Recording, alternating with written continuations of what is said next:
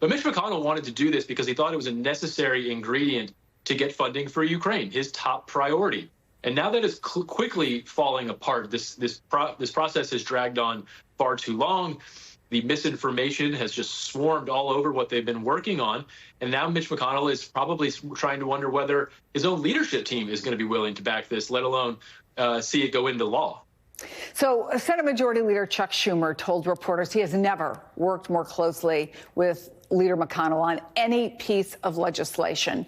He said that, well, there it is. I have never worked on as we did on this. He said, never. In response, Republican Senator Josh Hawley tweeted, that's the problem. What does it say that this level of collaboration is actually reason for the deal to be off the table for some members?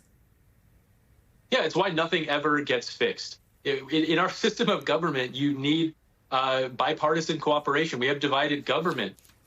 There is this fantasy among a lot of Republicans that there will be someday when the stars will align and you could have the perfect Republican, super conservative policy on the border. That is never going to happen. We actually had complete government Republican control during the Trump era. What ended up happening was a 35-day government shutdown, and Donald Trump got nothing out of it. This is never going to happen in that way. The only way it's going to happen is in a bipartisan way. But when bipartisanship is a four-letter word, you understand why we've gone 35 years without any type of resolution. You have too many members of the House and Senate who are terrified of a primary. It is core to their psyche. They are so terrified that someone is going to challenge them and give them a primary. And this issue in particular is one of the few that I think could probably fairly get them a primary. They are unwilling to do anything that would require a little courage on a policy front.